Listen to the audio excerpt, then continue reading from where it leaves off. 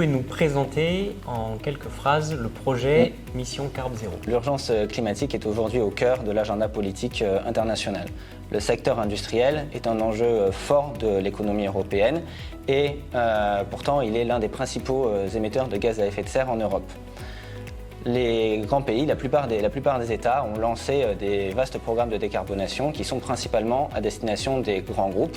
Et on se rend compte aujourd'hui que les très petites et moyennes entreprises sont à l'écart de ces grands programmes, d'une part à cause de leur effectif, mais également à cause de leur manque de moyens. La Commission européenne a donc donné l'opportunité à la Chambre de commerce Nice-Côte d'Azur, aux côtés de 10 autres partenaires franco-italiens, de lancer le programme Mission Carb Zéro, qui va permettre donc d'atteindre cette cible qui était laissée de côté d'une part, mais également de lancer une dynamique territoriale sur la thématique de la décarbonation au travers d'une expérimentation sur les 4 filières stratégiques: l'arôme, parfum, cosmétique et la chimie fine, l'agroalimentaire, la mécatronique et la montagne.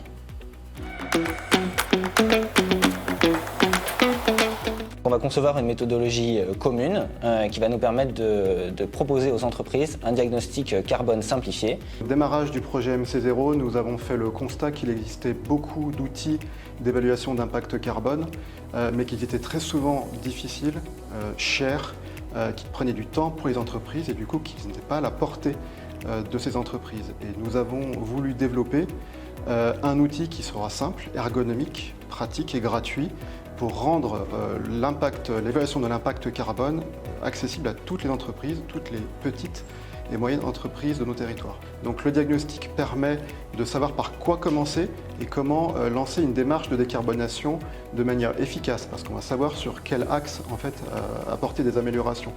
Les entreprises vont aussi bénéficier d'un accompagnement pendant 1 an, un accompagnement individuel pour mettre en place ces leviers d'action, mais également d'un accompagnement collectif pour travailler en commun sur des grandes thématiques. On ira donner aux entreprises des indications spécifiques et il y aura des actions d'accompagnement collectif par filière. Donc toutes les entreprises participeront à beaucoup de workshops où on discutera des résultats complexifs. Après, il y aura encore des actions de formation ciblées et des B2B, des rencontres individuelles entre les entreprises et les techniciens pour joindre ces objectifs de réduction de CO2.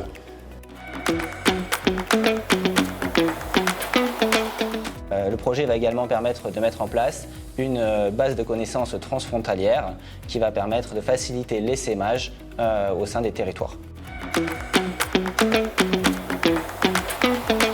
Concrètement, dans les Alpes-Maritimes, le projet va permettre d'accompagner 20 entreprises de la filière arômes et parfums cosmétiques chimie fine à la décarbonation.